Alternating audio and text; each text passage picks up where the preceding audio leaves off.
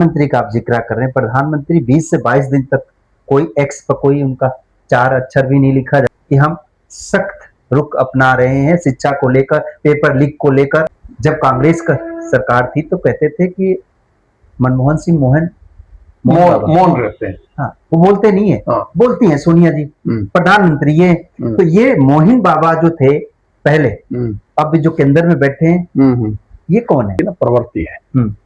यहाँ जब पानी सर से ऊपर आ जाता है तब कदम उठाया जाता है। सर से ऊपर था पानी। 56 इंच का सीना कहाँ है? वो तो एक कहावत है। वो तो मतलब 15 लाख की जो कहावत थी वो भी एक कहावत थी और 56 इंच का सीना भी एक कहावत थी, यही मान ले। वो मैं समझ रहा हूँ चुनावी जुमले हैं। पर प्रधानमंत्री को या मौजूदा सत्ता को ध्यान देना, जब पानी सर से ऊपर आ जाए तब आप कदम मत उठाओ। कि देखो, किसी भी चीज को हम डिले कर सकते हैं पर इस देश के भविष्य को डिले नहीं कर सकते। इस देश की शिक्षा व्यवस्था को लेकर हम डिले नहीं हो सकते।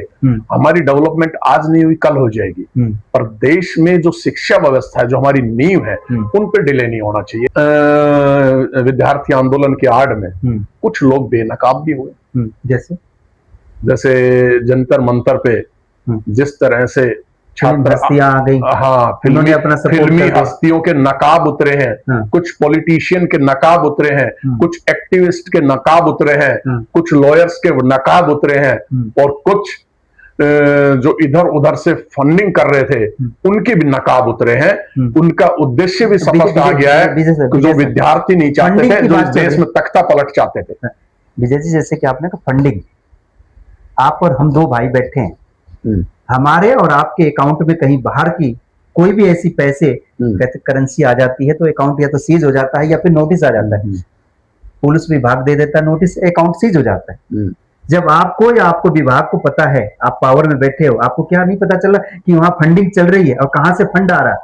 जब आप नहीं रोक पाते हो, पर एक किसान के अकाउंट में गलती से कोई डाल दे या कहीं से पैसा आ गया तो उसका अकाउंट सीज हो जाता है। इस पर फेलियर है नहीं है? देखो, ये सिस्टम का फेलियर है। कब सुधरेगा? 15 साल दे दिए जनता ने। इसको मुझे लग रहा है सुधारने के लिए ना, ये जो एनजीओ के नाम पे खेल खेला जा रहा है, इसमें मुझे लग रहा है सत्ता पक्ष चाहता है कि ये खेल खत्म होना चाहिए, और विपक्ष सिर्फ विपक्ष की भूमिका में रहकर वो चाहता है कि खेल चलता रहे। पर एक आम भारतीय होने के नाते, एक निष्पक्ष होने के नाते मैं कहूंगा, एनजीओ के नाम पे जो इस देश में खेल खेला जा रहा है वो गलत है। कभी आप पर्यावरण बचाने के लिए आ जाते हो सामने, कभी आप मानवता के नाम पे आ जाते हो, कभी आप इंसानियत के नाम पे आ जाते हो, कभी आप महिला उत्पीड़न के नाम पे आ जाते हो, कभी आप अल्पसंख्यक के आड़ में आ जाते हो। तो ये गलत है, और इस सिस्टम को देखना चाहिए था। आज नहीं, ये पहले से देखना था। जिस तरह की फंडिंग आ रही है और वो नाजायज कामों में लग रही है, धर्मांतरण में लग रही है, या जिहाद में लग रही है, या पर्यावरण के नाम पर, इन्वायरमेंट के नाम पर इस देश की डेवलपमेंट को रोकने का काम किया जा रहा है, वो बहुत देर हो गई है। वो बहुत पहले रोकना था, पर अभी भी मैं सुनने में आ रहा है मीडिया के माध्यम से कि FCRA जो कानून लेके आ रहे हैं, संशोधन कर रहे हैं, उससे कुछ हद तक रुकने का काम होगा, पर उसमें और ज्यादा सख्ताई की जरूरत है। क्योंकि ये जो फंड है, ये आपके विकास के लिए नहीं आ रहा। ये जो फंडिंग है, ये आपके यहाँ डेवलपमेंट के लिए नहीं है।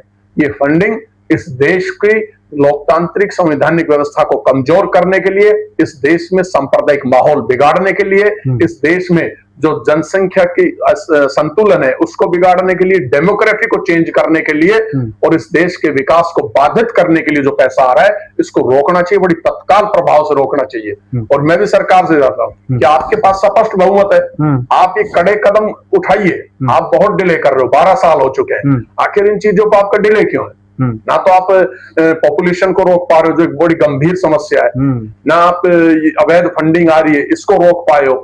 तो इस पे जल्दी से काम करना चाहिए, वरना इस कॉकरोच आंदोलन की आड़ में कई चीजें आई है सामने। क्या भारत एकता संघ के अध्यक्ष हैं, कभी आपने पढ़ते हुए बच्चों का दर्द देखा, समझा कि जो बच्चे हैं वहां पे बैठे हैं?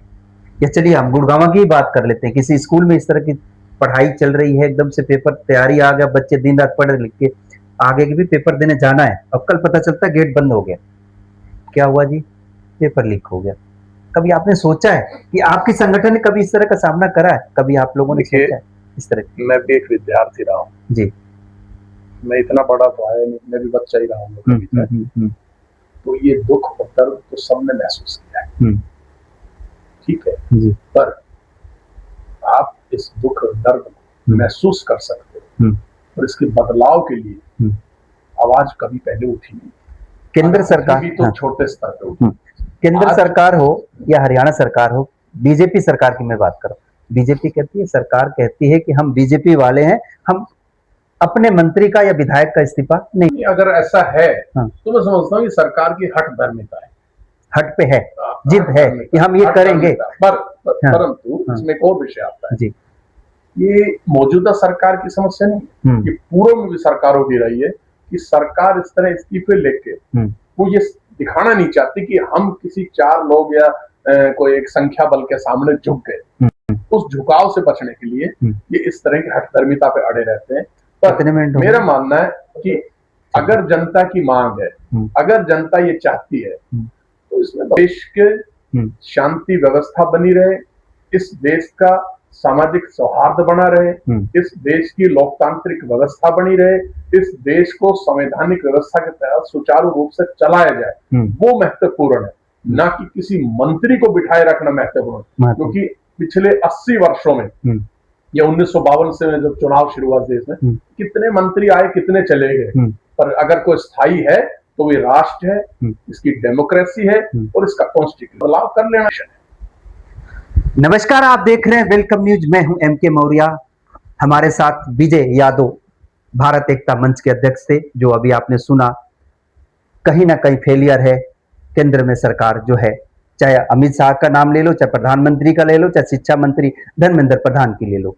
अगर जनता कहती है कि इस्तीफा चाहिए तो इस्तीफा नैतिक आधार पर उनको दे देनी चाहिए, ये इनका कहना है। और कह रहे 80 साल से आपने देखा, 80 साल से जो चल रही है उसको लेकर भी आपने कही अपनी बात को। सरकार तक बात रखनी भी चाहिए, विपक्ष पक्ष की भी भूमिका निभानी चाहिए, पर तरीका क्या होना? आखिरी सवाल ले लेते हैं, इसके बाद तरीका यही है, विपक्ष अपनी भूमिका निभाए, सत्ता पक्ष अपना दायित्व निभाए, पर विपक्ष भी अपनी भूमिका में अपने संवैधानिक मूल्य, लोकतांत्रिक मूल्यों के तहत ही अपनी भूमिका निभाए, ना कि भीड़ की आड़ लेके संसद पे कब्जा करके तख्ता पलट के प्रयास करे और इस देश में ऐसे उदाहरण दे कि हम बांग्लादेश बना देंगे, हम श्रीलंका बना देंगे, हम नेपाल बना देंगे। मैं एक सवाल पूछना चाहता हूँ विपक्ष से भी कि बांग्लादेश में तख्ता पलट हुआ, क्या वो स्टूडेंट ने ही राज किया उस पर?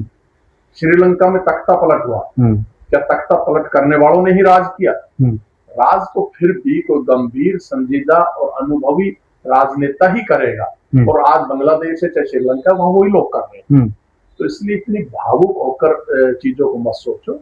इस देश का एक बड़ा गौरवपूर्ण इतिहास रहा है, उसको देखते हुए ही इस देश को आगे बढ़ाओ, वरना आज आप साजिश रच रहे हो, कल को कोई दूसरा रचेगा, और ये घटना अगर इसी तरह बढ़ती रही तो फिर ये जो इस्लामिक देश है जहां हर रोज दंगे फसाद होते हैं, और भारत में कोई अंतर नहीं रह जाएगा। भारत को हमें भारत बनाए रखना है, एक मजबूत अखंड भारत बनाए रखना है, वही भारत भविष्य में विश्व गुरु बन पाएगा, वरना इस तरह की साजिशों के तहत भारत विश्व गुरु नहीं बन पाएगा।